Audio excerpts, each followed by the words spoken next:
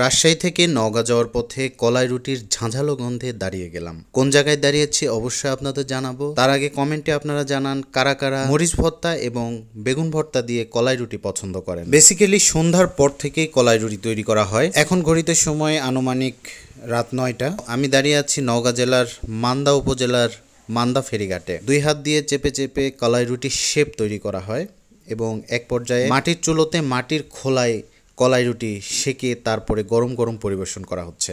অসাধারণ সুস্বাদু এই খাবারটি শুধুমাত্র রাজশাহী এবং নওগাঁর আশেপাশে পাওয়া যায়। হাঁসের মাংস, গরুর নলি এসব দিয়ে পরিবেশন করা হয়। পাশাপাশি বেগুন ভর্তা বা মরিচ ভর্তাও আপনারা নিতে পারেন।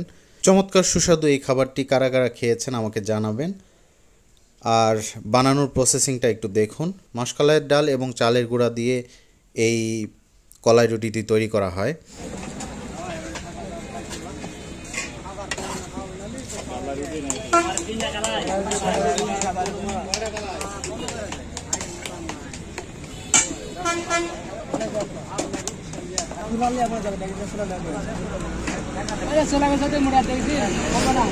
কত করে ভাই কালাই রুটি?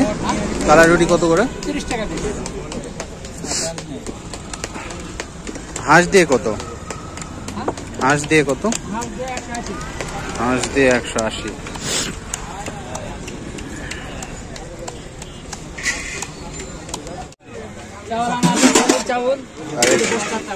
ও নেহারি। এই নলি কত করে? 150। আর গরু?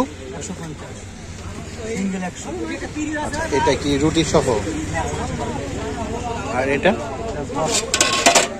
ও গরুর বট। এটা দিয়ে কত? 130 টাকা। আর এগুলো? হাঁস। হাঁস 150। নলির সাইজগুলো বেশ বড়। এটা হচ্ছে মান্দা ফেরিঘাট। চমৎকার সুস্বাদু এই খাবারটি দেখলে আসলেই জিভে জল সামলানো যায় না। আমি বরাবরই কলাই রুটি পছন্দ করি, আর কলাই রুটি যেখানেই পাবো অবশ্যই একটু টেস্ট করে দেখব। তো দেখা যাক এখানকার কলাই রুটি কেমন।